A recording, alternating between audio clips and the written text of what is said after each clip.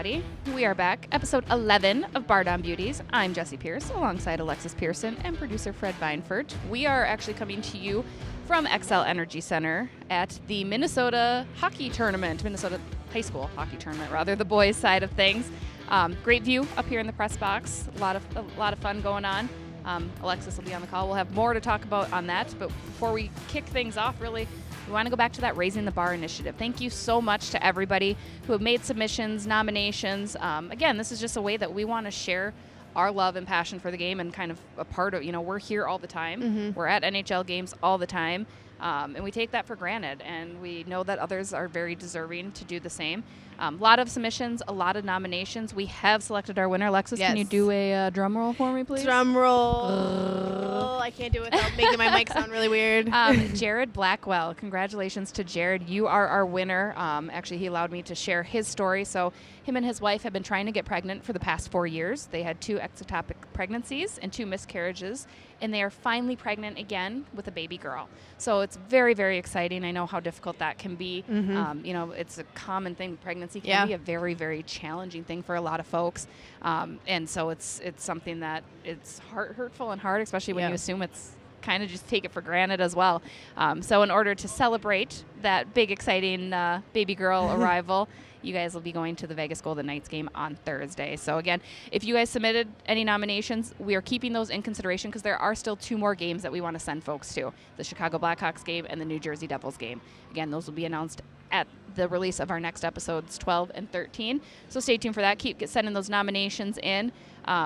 Alexis, any thoughts there? I remembered when this one came through, and immediately I was like, I think this is the one I want, because it was just such a touching story, and as you said, it's something that a lot of people take for granted or don't think about how hard it can really be, and it's a happy story as well, that there's a happy ending here, and an even happier ending that you get to celebrate at a Wild game now. So we're very excited to send you guys to the game, and hopefully the Wild can pull out a win for you. Desperate times here, the Wild need points, and so hopefully it's an exciting game, and it's always a good game against the Golden Knights, so should be fun, and we're happy that we're able to send you to the game. And we're just going to toss out Jessi, Alexis, great girl names, so feel free. Just kidding, you guys, but congratulations to Jared and his wife. We will see you guys on Thursday. Again, get those submissions in for the following 2 games. Everybody that submitted, thank you very, very much. Please don't think that this is a slight in any way. It's hard, right? We had a lot of good submissions. We forget how hard that this calling would be, because there is. If we could give everybody tickets, we totally would. That's not quite where we're at yet. We need more podcast sponsors. At some point, we're going to give out all 18,000 tickets. One of these days. But again, thank you. Now let's dive into some hot topics. As of recording on Friday, the Minnesota Wild are in the playoffs, guys. They got that top wild card seed right now with the 3-1 win in San Jose. This California 3-2 win. 3-2. Come on, girl. I went to bed. It was late. It was late. I am in bed as early as I can be.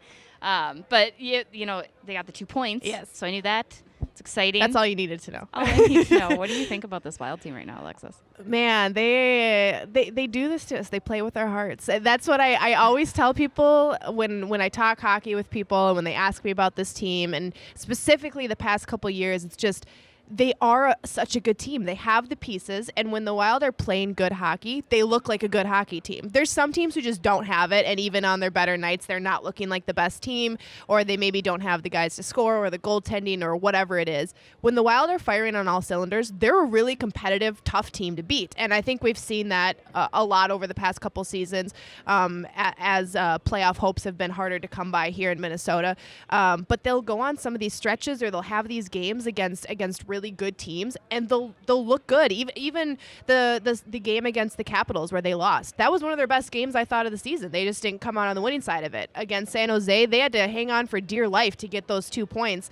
San Jose put like 40 shots on Alex Stalock.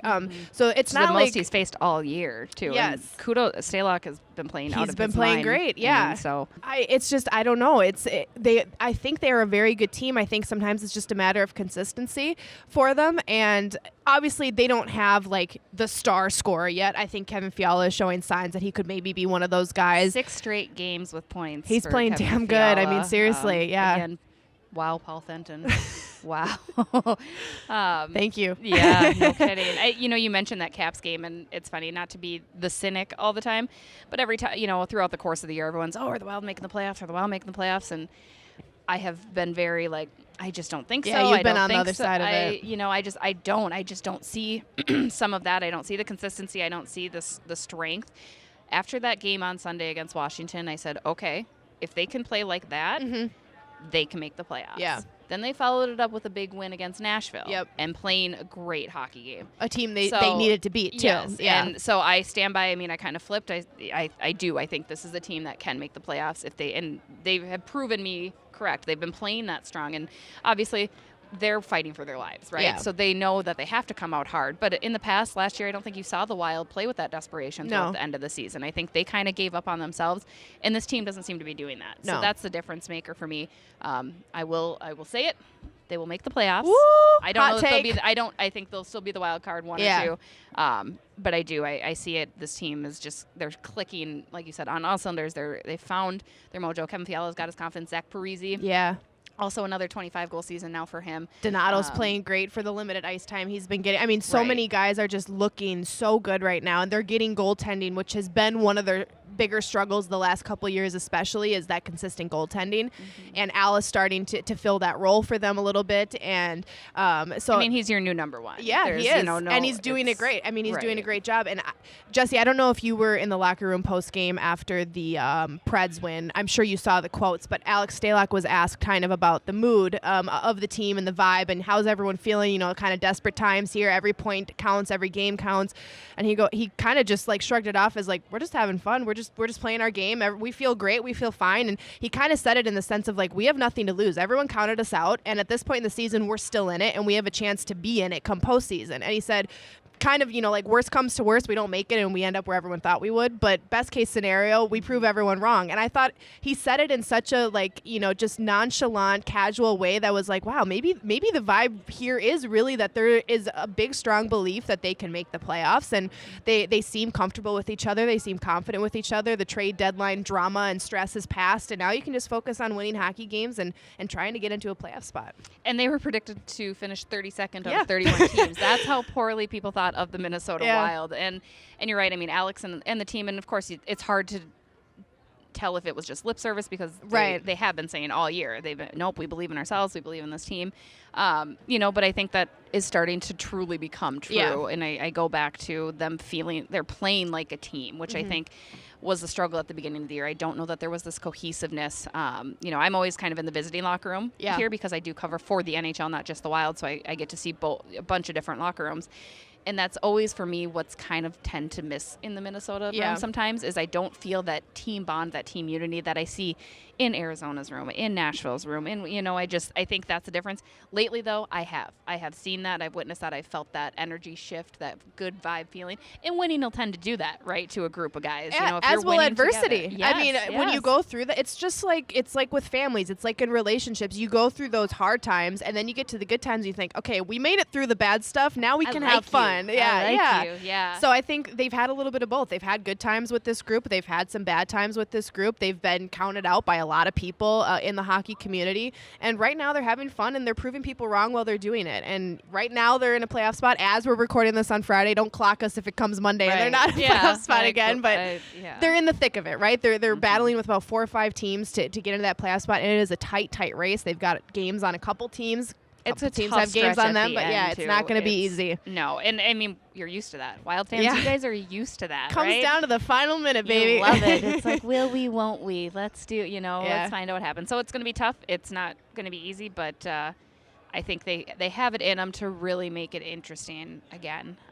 So good luck to that. We'll be watching. We'll be keeping an eye. Also on Sunday, International Women's Day. We cannot overlook that. It's pretty cool, an all-female broadcast, not just on the hosting side and commentary and everything like that, but on the production side on NBC Sportsnet. Catherine Tappan, your lead host for that event, along with 3-time Canadian Olympic gold medalist Jen Bordarelli. Olympians Kate Scott, Kendall Coyne-Schofield, and AJ Mazzacco also being a part of that broadcast. It's exciting. It's kind of funny to think of that's never happened, and I almost feel odd when we're always calling it out, right? Like, yeah, women power, girl power, because it's 2020 and there are so many females in this industry. But it's still, I mean, it's cool. It's nice to have a day, I guess, to get that recognition. Yeah, hopefully at some point this is a common thing and it's not something that needs to be planned. Hopefully it's just, that's just who happens to be on the call for the night. And I know that my alma mater, St. Cloud State, actually just did this for a broadcast probably about a month ago now. They did it for a basketball game up at St. Cloud State. They did an all-female crew, all-female production, on the call, everything, just exactly like this. And it was the first time they did it there too. And I was so proud. I'm like, that's my school. I came from there. Like they're a big reason why I am where I am today. And so it's cool to see it on a bigger level being done as well because, these women, they work so hard and a lot of them have either played the game, so they have a tremendous amount of knowledge to share with the hockey community. Others, like us, just love the game and love to be a part of around it, and they have the knowledge as well. So I'm really excited to see that and to see kind of the feedback on that because they definitely earned it. And I think they're going to prove to a lot of people that, they deserve to do this kind of stuff. And as females in this industry, it's always exciting for us to see other women get the nod and get exciting opportunities, and so really happy for them. Yeah, I would completely agree. I always kind of am curious, and Fred, I would love your input as a male, because my husband and I have this conversation, and this is meaning no disrespect. Does it feel different to watch a professional sports game, a men's event, with a woman on the call at all? Like, has that ever phased you or affected you? I know my husband said, like, he loves me, right? I think most of the time. But he's always like, I don't know, sometimes I just feel like it has a different vibe to it. Would you agree? Not really. No. I mean, I think it's just getting used to it. Sure. Mm-hmm. Right? I mean, a lot of times, if you're not exposed to a female calling any game ever, yeah, it's going to sound different. Mm-hmm. And then those people who haven't been exposed to that will be like, well, what do they know? Yeah. And that's a bunch of bullshit. Right. And you have those needs. But the thing is, it's like, if you watch baseball at all, they are actually one of the very first sports who have actually kind of leaned into female broadcasters. Jessica And Mendoza Jessica does a Mendoza lot, is amazing at it. And so it's what it is. Yeah. And she's extremely knowledgeable, so it just fades away to the background. Well, I don't think it's any different either than like a new male jumping on a Right. broadcast. It's just getting used to that personality, getting used to the way they talk, the way they see the game, the way they analyze the game. And Well, and so, AJ's done so many of these NBC games Yep. too, as 100%, far as on yeah. the call. So I do think it's coming, but I'm just always curious about that from a male because boys are boys and they like what they like, and again, But the thing is, they like what they like. It's because they like what they know. Yeah, they don't know any different. It's not about like, oh, I hate this person. It's just like Yeah. it's different. So people don't like change when Yep. it comes to that stuff. I mean, a lot of old guys would rather go back to football listening to John Madden. Well, guess what? He's not coming back. Yeah. So we got to Yeah. move on. Yeah. I like it. Well, keeping with that women's theme too, Whitecaps. Yep. Big game coming up then. Yes. As well. So obviously this will be released on Monday. So hopefully I'm tweeting about how the Whitecaps won on Sunday, but they have a semifinal playoff game on Sunday at 12:30 at Trio Rink. They're hosting the Metropolitan Riveters. They're the 2 and 3 seeded matchup. The Whitecaps, the 2 seed, obviously, since they're hosting. So if the Whitecaps won that game, then they will be playing in the championship game, which we'll know the date and time for that after all the games wrap up on the weekend. So by the time this is released, we'll know when those games are going to be. But yeah, they're going for their second consecutive Isabel Cup championship. So hopefully they get there and hopefully they can bring a second one home because we know the girls teams hold it down here in Minnesota and we'd love to see the tradition continue. So they've had another great season. They finished second in the league. They expanded the schedule this year. So instead of 16 games over the season, they expanded to 24. So bit of a longer season. So a lot of the statistics and stuff are different when you compare them from this year to the last year. But yeah, they finished second. The team who finished first, the Boston Pride, only had one loss in the season, which came to, drumroll please, the Minnesota Whitecaps. We need a drum roll button, What Fred. was that? I don't know. No, that was terrible. Please cut that out, Fred. Yeah. But yeah, the Boston Pride finished first in the league, only one loss against the Whitecaps. So they're the favorite to win the Isabel Cup. But I think the Whitecaps could give them a run for their money. That is if they got out of that Sunday game, which by the time you guys are listening to this, we'll know. But yeah, just another exciting day on the call for that one. And if the Whitecaps, if the championship game is held here in Minnesota, the only way that'll happen is if Boston loses their semifinal game.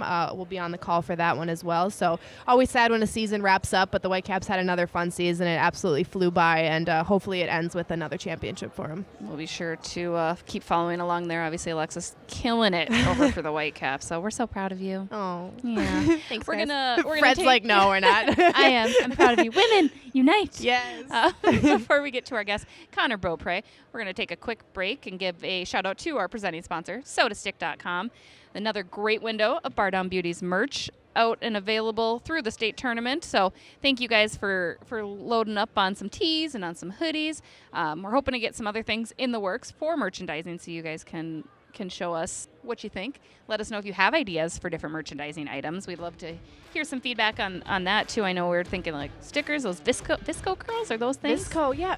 You know that? I know. I'm learning. I'm kind of trying to be hip, guys. I'm like a little too old to be a Visco girl, but like I'm young enough to know like what it is. You're not wearing know? a scrunchie. That's the thing, right? I do sometimes. They look like girls from the 90s, like from yes, like it's my essentially older what it cousins. is. Okay, yeah. that's what I thought. Yep. So no, but we could stickers for your water bottles, maybe or a coffee mug. Coffee mug would be sweet. Hats.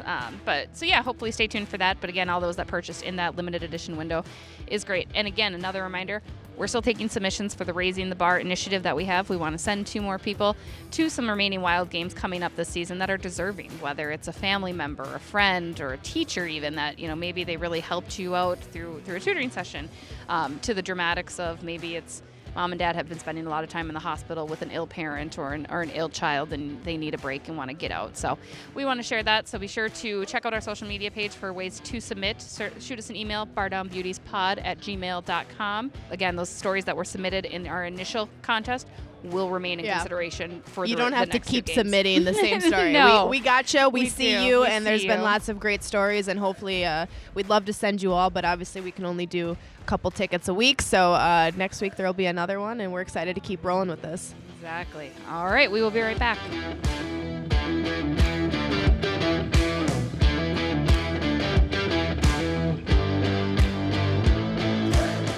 And we're back. Joining us now, son of ex-North Star, Don Beaupre, but even more importantly, an emergency goalie. We're so excited to have you, Connor Beaupre. Thanks for coming. Thanks for having me. Apparently you did do a little research. I told you. I always do my research. Fred's That's over here common knowledge spouting in lies. Minnesota. Yeah.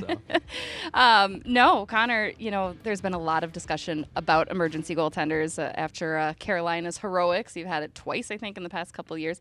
Tell us a little bit about what exactly an emergency goalie is. Emergency backup goalie, actually, EBUG. I love that term, It's EBUG, such a by good the name. way. Yeah. It flows nice. So basically, unlike any other sport, the goalie is a very, it's super unique. Like, I've been seeing a bunch of videos lately that are average Joe people being like, oh, this isn't that hard. I'll go give it a try, whatever. And they go out and it's tough to stand on, 1, the skates because they're different. 2, the gear is bigger, Right. bulkier. And 3, it's exhausting going up and down if you're not used to it. Yeah. And so you wouldn't be able to have just, if both goalies get hurt on one team and that's all they carry, you wouldn't be able to have just a player or somebody who's never done it before go in the net. Like, I couldn't jump in, right, and just be like, hey, let's give this a shot. I mean, you could. Literally. It'd be pretty funny. Hey, maybe Yeah. a little side content Yeah. there. But yeah, so basically they have, every rink's got somebody on hand that, has played goalie to some capacity. Every team's a little different with who they have, but that are available to dress for either team in case 2 goalies go down. So basically, I'm like a league employee, but the Wild finds me. And you're not just the only employee or EBUG for Minnesota Wild, right? There are actually 4 of you. So there's 4 of us. There's 2 of us who are amateurs, which is me and Tino Vasquez, and then Matt Lundin and Zach Sikic are the pro guys who also support. So there could be 2 of us. There's usually 2 of us at a game. What was your hockey background then? You said a lot of you guys obviously have that experience. You're familiar with the goaltending position. You've been to some Wild practices. What's your hockey background? I grew up in Edina. I was Boom. born. Yeah. There it is. Cake eater. Yep. Started off strong. Sorry. That natural No, instinct. I accept it. It's part of who I am. But so I played Edina, played high school. What is it, 2020? So 8 years ago, played in the state tournament here. Nice. Lost Benil in the first round.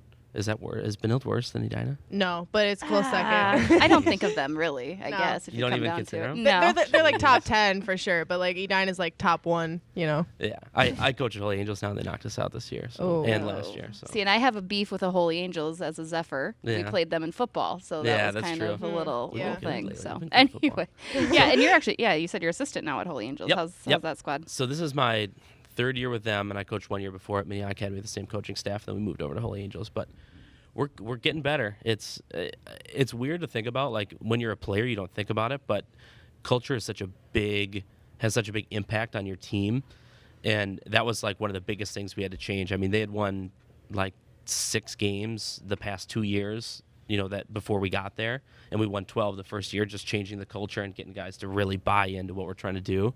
And I think you see that like camaraderie, especially with like, the teams that are here today. Those guys are diving to block shots for each other, and that kind of thing is huge. And you don't get that unless you have that culture, that right culture, and that buy-in.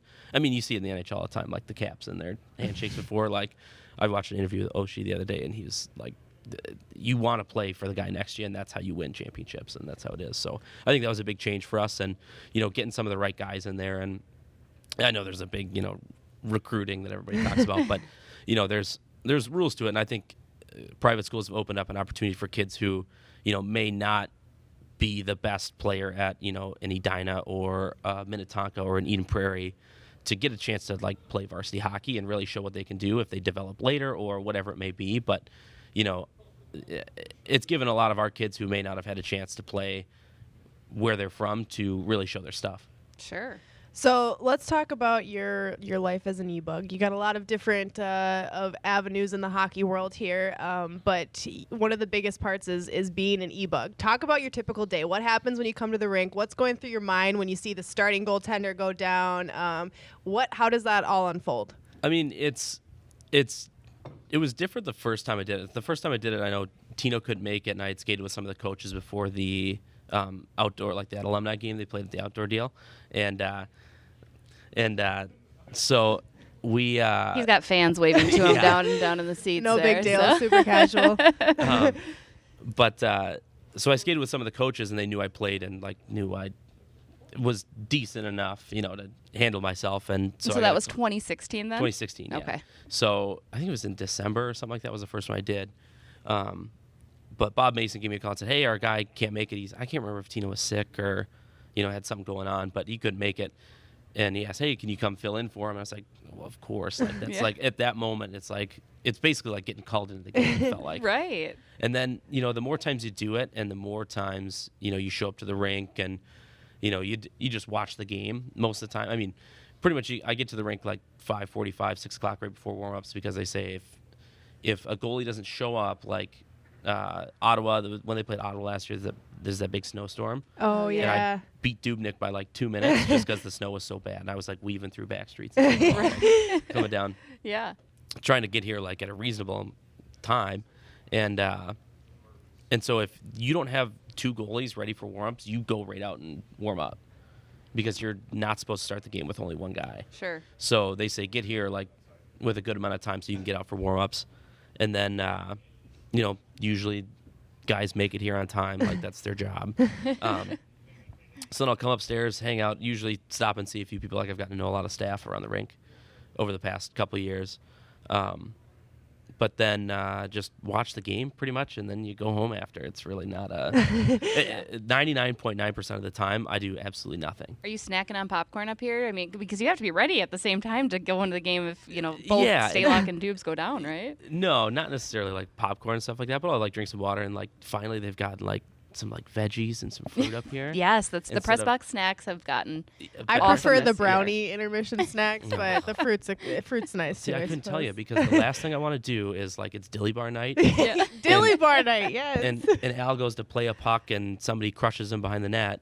You're halfway through a dilly And bar. I'm eating a dilly bar and like Garen looks down. He's like, that's the guy we're putting in the net. Like he's got chocolate on. And like I could never do that. Like it would be totally fine 99.9% of the time, but I'm sure like that 0.1% that I do it one time and I'm gonna be 3 hot dogs or like a scoop and poutine or something like that. That one time. It was Yeah. just hot dog night the other night. It was. Yeah. And the sliders the other night looked so good against Yeah. Nashville. That's kind of that's hard for you then, huh? A little yeah, bit sometimes. because I get hungry because I'll leave at like, I live in St. Louis Park, so I leave at like 5-ish, and then by the time I get home it's 10, so it's like 5 hours. And if I eat lunch at 2, I don't want to eat right away at Right. Yeah. at 2 and 4, and then Sure. so I'm usually pretty hungry during the game. I am too. I eat, but I just continue to eat. Yeah. Really, is what it is. I'm like, I'm not even hungry, but it's nachos. Yeah, load me up. I do the good old like 8 p.m. like coffee, and then like pretzel day is one of my favorites. Yeah. Like if it's pretzels, I'm always on the pretzels, and That's you got to go press fast. box though. life, man. No, seriously, like people line up. Like it's Oh, yeah. So If- you're better off maybe not even trying to get a snack, because sometimes I go there and I'm like, there's like 80 people in line. There's Yeah. no way there's gonna be any food left. Yeah, it's either you get there right away and you beat the line. I mean, I feel like it's an unwritten rule up here that you're not supposed to do it until the first period is over. Yes, Yeah. when people do that, like People in the sneak middle, stuff, but you can see that people are like, oh, I don't know if I should be doing this right now. But they know it's wrong. It's Exactly, against they the know it's etiquette. wrong. I even feel bad being the first person during intermission. Like I know like I'm allowed to eat this food, Yeah. but like if Yeah. no one else is in line, I'm like, am I really supposed to be like getting a pretzel right now? There was one time when I missed, I think it was like sliders or something. I was like, oh, darn, I didn't have dinner tonight. Like, now I have to go buy like an $8 bruschetta slice Yeah. of pizza. But they came back with chicken fingers, you guys. Oh my and God. It was Who's the real winner greatest now? day. I was like, ha ha, you and your sliders, you suckers. So strong tangent there, but I like Yeah. it. I enjoy it. This is An welcome important to Bar Down tangent. Beauties, no, Connor. I'm a fan. But and you can either, you're not just necessarily in for the Wild, right? So if they're playing the Rangers, and the Rangers actually ironically carry 3 goalies, so that probably Yeah. isn't as rare. But I mean, if they're playing the opposing team and they're down 2 goalies, you step in and on their side, right? Yeah, exactly. Yeah. So when so 2 years ago when Dubnyk, I can't remember what he pulled something in his leg and had to leave the game after the first period, and then Al went in. So I went downstairs, dressed, put everything on but the jersey. And kind of the reasoning behind that is that why guys don't just like go right to the bench is because if both Calgary's guys go down, who goes in for them if I'm already sitting on the bench? So it's kind of a waste to just put me there. Yeah. So I was kind of like sitting in limbo for like 3 periods because I went to overtime and a shootout. And so you're available for both teams in that situation. So it's a little weird, and that's like kind of where the Toronto Carolina thing comes up. Is Yeah. you're like, oh, would you like? What if guy's a big Toronto fan and he works for the team and he's just gonna let him in to let Toronto win because it was a Important game. It's a big meaningful game. game. Yeah. So I can't ever see anybody actually going in there and being like, I'm going to make a fool of myself in front of millions of people because, Right. and even more than that, because everybody's going to be watching that game. I mean, right when that happened, I got a bunch of texts be like, you got to turn the game on. The goal is going in. Like, and of course, I was like, EBUGs. yeah, Yeah. exactly. Yeah. So everybody's going to watch that. I don't think anybody in their right mind would purposely let goals in Right. for any team. Like, Yeah. I don't think I could ever hate a team enough. Because I mean, is it almost even like an audition? I mean, not quite, right? Because you kind of are at a point in your career where it's probably not Yes, in the and- cards, right? But Yeah. you still want to show that this is why I'm your emergency goalie. Yes, yeah, definitely. I think it's one of those things. It's like you get one shot at like being this could be your only shot ever. Like maybe it's 5 minutes, maybe it's 30 minutes, but that's your one shot ever to play an NHL game. And do you want to be remembered for like the guy who came out of the press box See him that let stopped 9 everything? goals in? 9 Yeah, goals? exactly. 9 and, goals on 8 shots. And that's Yeah. a scary Somehow. thing is like the 2 goalies who have gone in. If Foster stopped everything and he made some like really great saves. Yeah. And then Ayers went in too, and he led in the first 2, but then stopped everything in the third. And like, granted, like Carolina played great defense that Yeah, game. Like they were right. blocking shots, and they were like everything was from the outside except for Matthews wide open in the slot, and then he hit him in the chest. But I love him. yeah, but yeah, so it's like, okay, those guys had really great showings. Now it's like even more pressure for me. It feels like Yeah. if I were to ever go into, or any of us like to ever go into a game, like teams should score goals. like everybody said, like you should score a lot of goals on the emergency backup goalie, like regardless of who it is or where they played. Sure. Like they're Yeah. coming in cold. 1, 2, they don't practice every day. They're probably not used to the speed. Like you should probably score at least 4 or 5 goals on the guy, and they haven't yet. And so who knows? I could be the next guy to go in, and then they score 4 or 5 goals. I'm like, wow, you must be worse than those guys. It's like, no, they should do that. That should happen every time. But it hasn't so far. So talk about kind of like the uniqueness of the whole like EBUG thing. Like we have a very recent example of it. We have the Foster one. Was that last year that happened? I think 2 or years 2 ago. years Yeah, ago. 2 So years ago. Accountant, right? yes, an accountant. And Ayers was in the game for much longer than Foster was. And so I think that's why that one got like a lot more hype and stuff. But talk about the uniqueness, because truly there is nothing else like this in sports where you're just like, hey, we're just gonna throw a guy in who doesn't practice a ton, maybe is very far removed from the game, and this, like these guys that went in were in their 40s. Right, or like late 30s. Ayers was 40 something, 42, and Foster was 36. Yeah, so some of these guys are older, and it's just a unique situation. I love that about hockey. I think it's so cool. Talk about it from like what you think about it. There's just no position like it in any other sport. Like, okay, baseball, a lot of those guys have pitched before, so they could go in and pitch or catch or any of those positions. You look at football, like guys can punt a football if they had to, or try and kick a field goal. Like, it's reasonable to think guys can do that, and you see it all the time. Like, it's not like the wide receivers never throw a football, right? Or I'm trying to think of another soccer. Like, great, now I get to use my hands in the net. Like, it's pretty similar. Sure. Whereas in hockey, like, you don't see.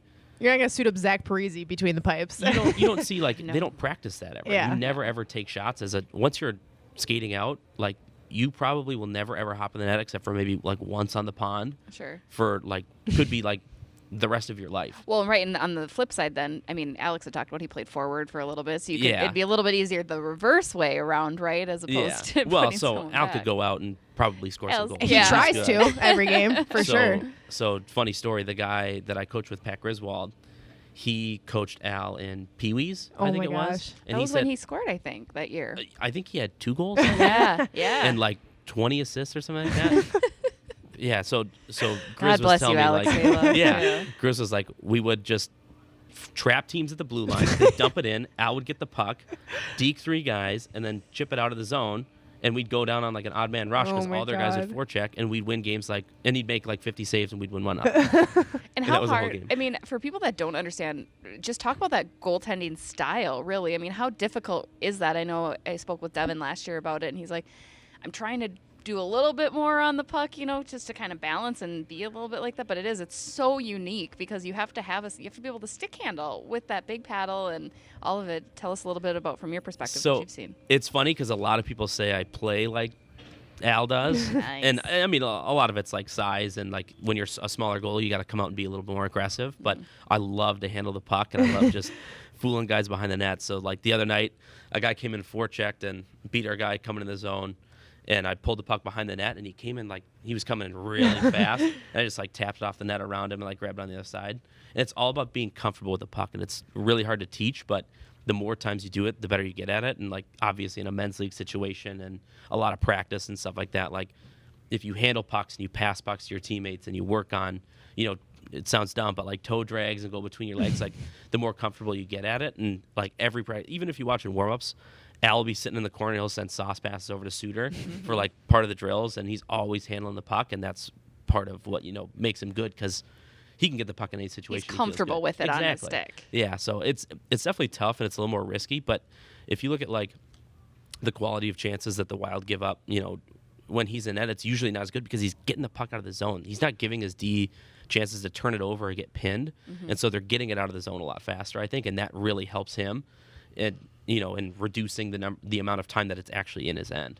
Well, I think it stands out, especially in today's day and age, because that style of goaltending is so, so rare. I mean, like, I can think of maybe 2 or 3 goaltenders off the top of my head in my 24 years of life that I can remember play like Alex Stalock, and the game is so fast now. It's hard to play as a goaltender like that because there's constant fear as a goalie that you're going to give up a goal, right? And you're the last line of defense, and then you're guys out of your crease. Right, you want to so just far, come yeah. make plays, and so I think there's a lot to be said about that style of play in 2020, especially. I think, I think it's a lot of.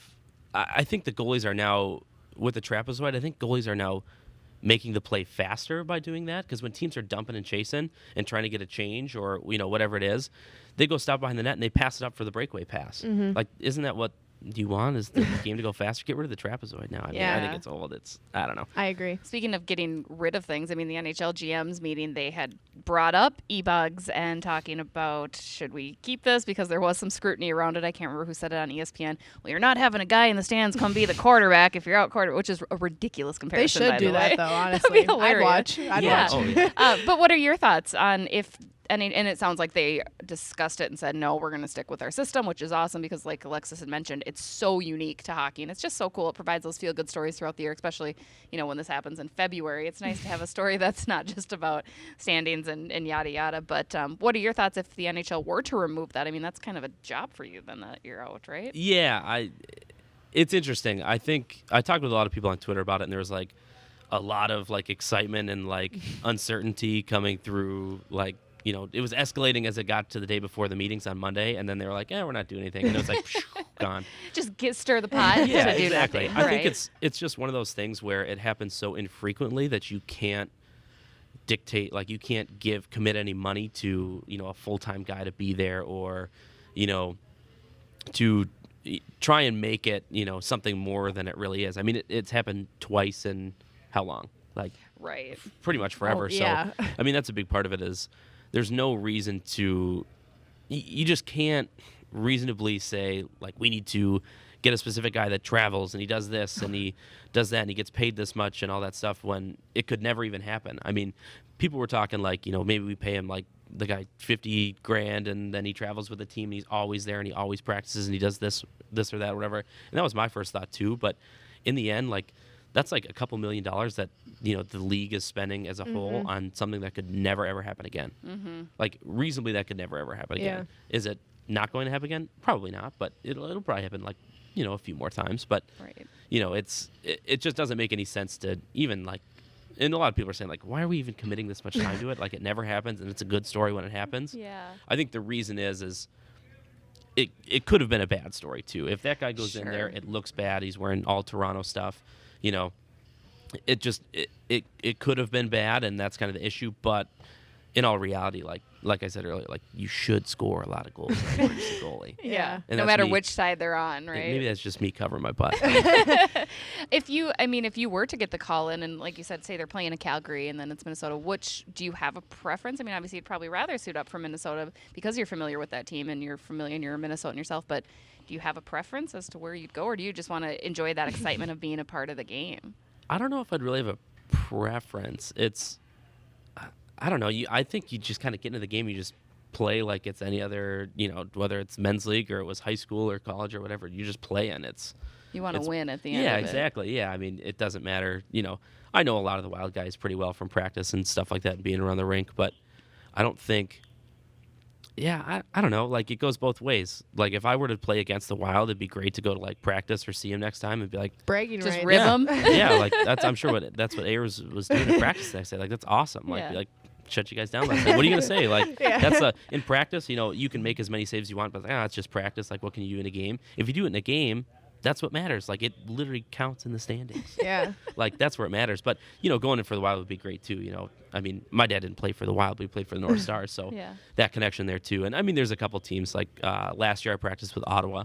My dad played there for 2 years. And, when I went down, I met some of their media guys, like they're Michael Russo's. And a lot of them covered my dad when he first went there. Oh, that's cool. That's fun. So that was cool, like kind of make that connection and stuff like that. And some of the trainers were the same and stuff like that. So, doing something like that would be super meaningful. Just like any player, if you get drafted by the team that your uncle or your dad played for, it'd be pretty cool. So Your dad was a goalie too. I mean, is that why you decided on that position, or did you try play out a little bit before eventually falling back, or did your dad try to steer you away? I know Devin Dubnyk has said he does not want his kids playing Yeah. goalie at all. So is your dad the same? no, he didn't really push either way. I mean, that was kind of his, like, I don't know if it's parenting or coaching style, but he was never you have to do this, or you're going to the rink, or you're going to go play, or anything. He was like, you can do it, and if you want to, try and get to the next level, I can tell you all that I know and what I experienced.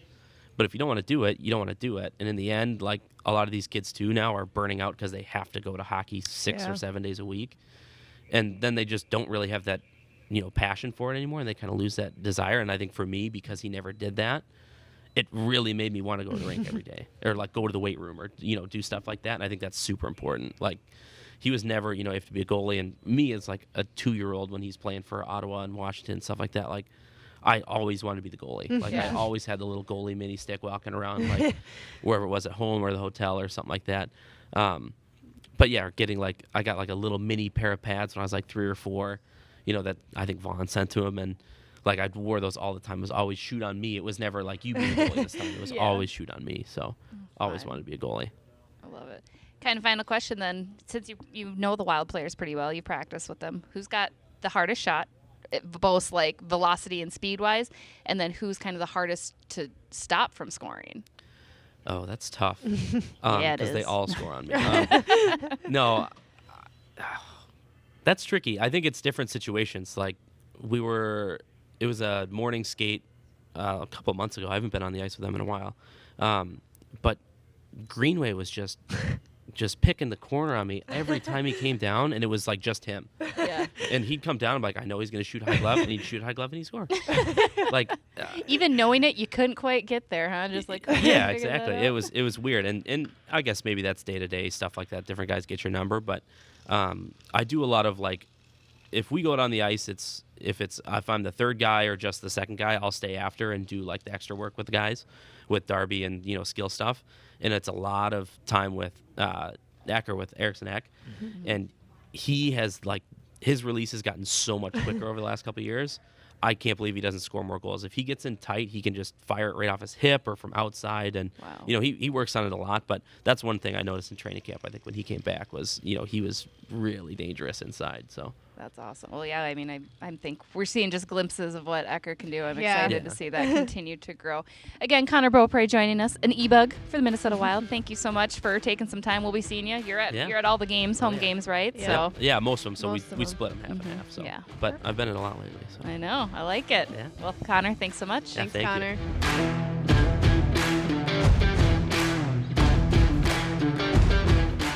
And we're back. Thanks again to Connor Beaupre for joining us on Bar Down Beauty. Such a great guy. Yeah. Absolutely adore Connor. He's fantastic. Yeah, Fantastic. he's fun to talk to. Fantastic. Great word. Good word to describe Connor. Thank Yeah, you. he's fun to talk to. Nice seeing him at the Wild games, and always fun to hear those kind of like stories that you don't always get to see brought to the light. Everyone's like, an EBUG. What's an EBUG? And I What's love that stand term for? EBUG. Yeah. I just think it's so cute. There's Yeah. something about it that's so happy and fun. Like, just love it. Yeah. Well, like we mentioned, we are coming to you guys from the state tournament here at the XL Energy Center. Semifinal games Friday. Great tourney, as always. It's always so much fun, so much tradition. We could go on and on about the importance and the excitement and everything that this is to Minnesota hockey culture. But I actually want to talk a little bit about the Minnesota Hockey State Tournaments, which are the youth side of things. A lot of people don't really consider, obviously, if you have a kid that's playing in the game. But it's crazy to recognize, if you look back at years past rosters, the amount of kids that were in those state tournaments naturally are now playing in this high school tournament or going pro. Like I think we were talking about Nate Wells. Shout out to you. He had written a couple stories for us in Minnesota Hockey Journal and in the state tournament program that we put together for Minnesota Hockey. And it was like Nick Lieberman and Tommy Muck and Casey Middlestead and all these kids that had gone on to state championship fame and gone on to NHL fame had all played in these youth tourneys. So it's really cool. Again, it talks about the culture of the community-based model that is so unique here in Minnesota. And when I say that, I mean, you have your kid who grows up in Matamidi. I'll just use that as an example. Here we go. But he grows up in Matamidi, plays for the Matamidi Youth Hockey Association. All he wants to do is play for that Matamidi high school team and wear that crest here at the XL Energy Center because they're at the XL Energy Center every year.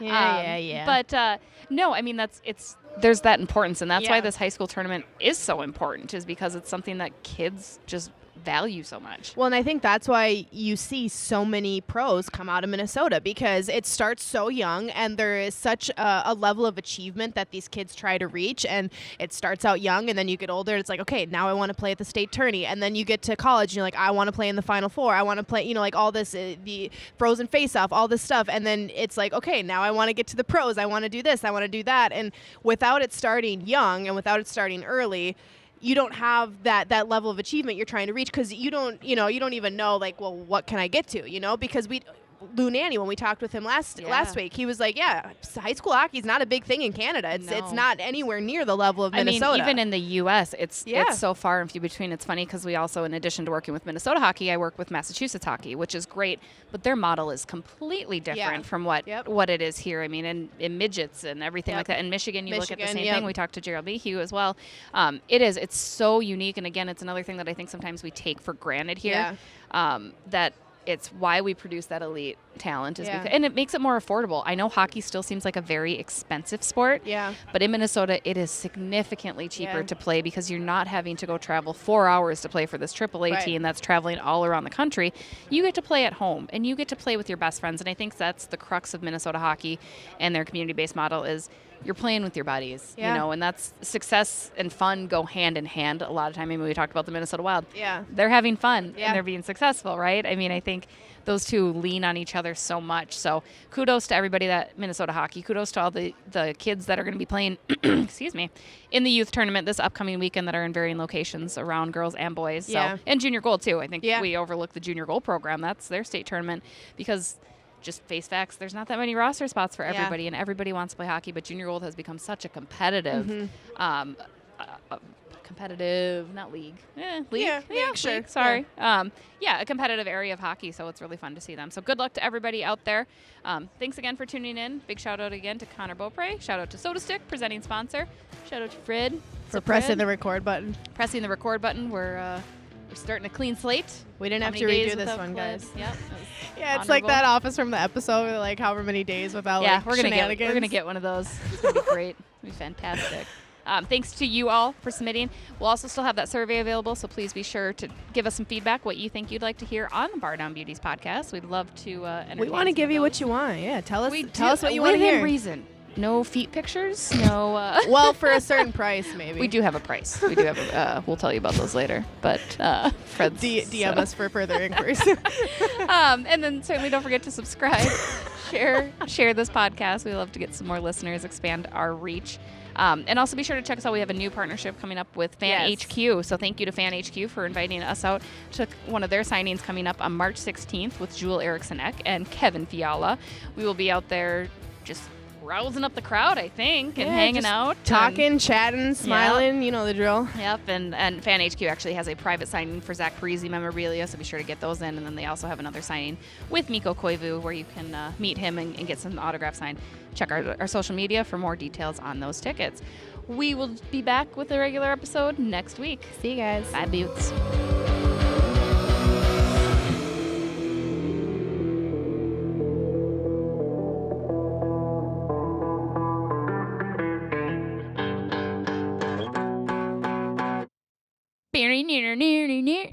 Near.